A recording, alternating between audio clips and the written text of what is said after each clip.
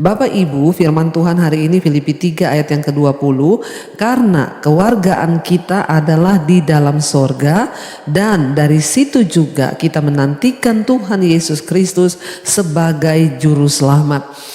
Firman ini berkata bahwa yang pertama kita harus syukuri adalah bahwa kewargaan kita sekarang adalah di dalam sorga.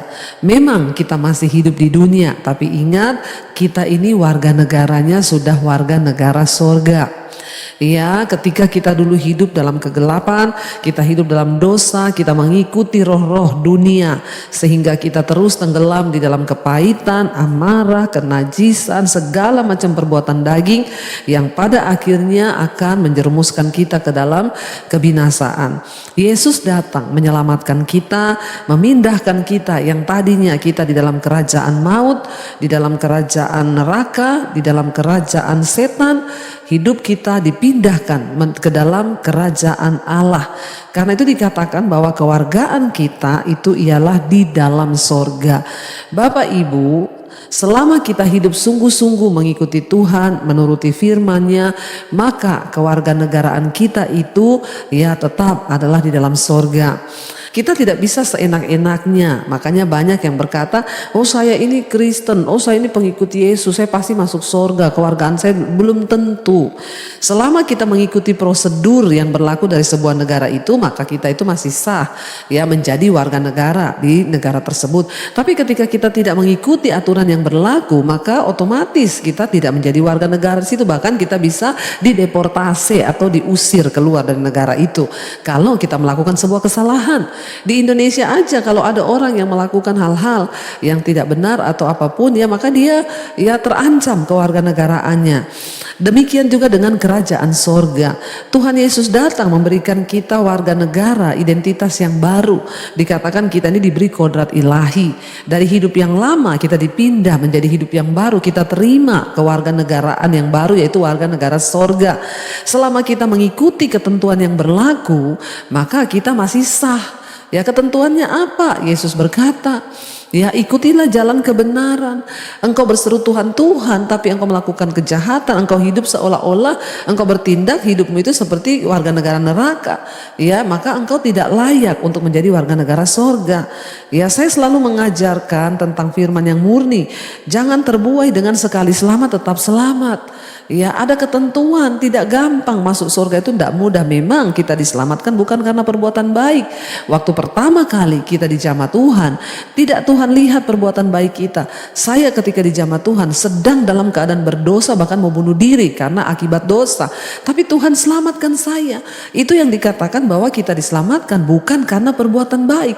Tetapi setelah kita menerima warga negara sorga itu, maka kita harus menjaga, kita harus mengikuti ketentuan yang berlaku supaya jangan kita yang membatalkan keselamatan itu. Dari pihak Tuhan tidak pernah batal, tetapi dari pihak kita lah yang memilih untuk tidak ya menjaga kasih karunia Tuhan itu. Nah, kewarganegaraan kita dikatakan itu adalah di dalam sorga, dan dari situ juga kita menantikan Tuhan Yesus Kristus sebagai juru selamat. Hari-hari ini kita sedang dalam proses penantian. Ya, keselamatan kita pun akan diuji sampai pada hari yang terakhir, di mana firman Tuhan berkata semua kita akan berdiri di hadapan tahta pengadilan Kristus.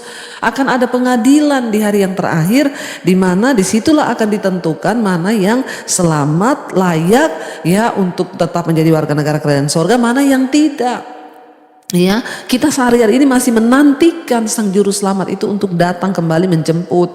Ya, dan dikatakan ayat 21, ya kita menantikan Tuhan Yesus sebagai sang juru selamat yang akan mengubah tubuh kita yang hina ini sehingga ya kita menjadi serupa dengan tubuhnya yang mulia menurut kuasanya yang dapat menaklukkan segala sesuatu kepada dirinya.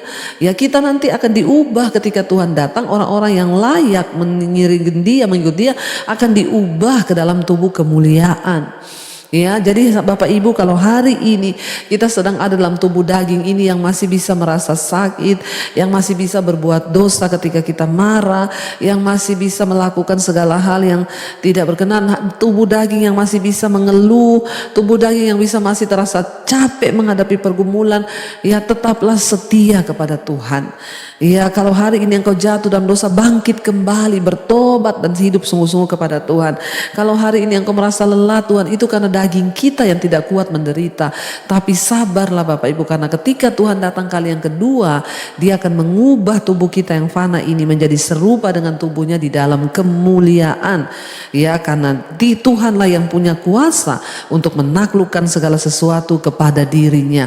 Saya berdoa supaya kita semua tidak menjadi lemah. Saya berdoa supaya kita tidak menjadi lelah. Kita terus menantikan kedatangan Tuhan sampai Dia datang kali yang kedua menjemput kita. Ya, kalau hari ini engkau sedang ada pergumulan yang berat, engkau berkata, saya udah gak kuat Ibu, saya udah gak kuat Tuhan, bilang, Tuhan beri aku kekuatan. Sampai ketika engkau datang satu saat nanti, tubuhku yang hina ini, tubuh yang lemah ini akan diubah menjadi tubuh kemuliaan, di mana aku menjadi serupa dan segambar dengan Kristus. Biarlah hari-hari ini kita terus mau tetap berjuang, tinggalkan dosa, minta kekuatan, hadapi semua pergumulan dengan hati yang bersyukur, supaya ketika nanti Tuhan datang, kita berdiri di hadapan tahta pengadilan Kristus, kewargaan kita tetap di dalam kerajaan sorga dan tidak ada seorang pun yang gagal di dalam perjuangan iman. Saya terus berdoa agar kita semua menang sampai di garis akhir, sehingga sama seperti Rasul Paulus berkata, aku telah mengakhiri pertandingan iman dengan baik dan aku memperoleh mahkota kehidupan. Bapak Ibu tetap kuat sekalipun engkau sedang berjuang hari-hari ini. Rasanya tidak ada jalan, tetap percaya pada Tuhan. Jangan pernah tinggalkan Tuhan. Tunggu, satu saat kelak nanti Tuhan akan mengubahkan tubuh kita yang fana ini menjadi serupa dan segambar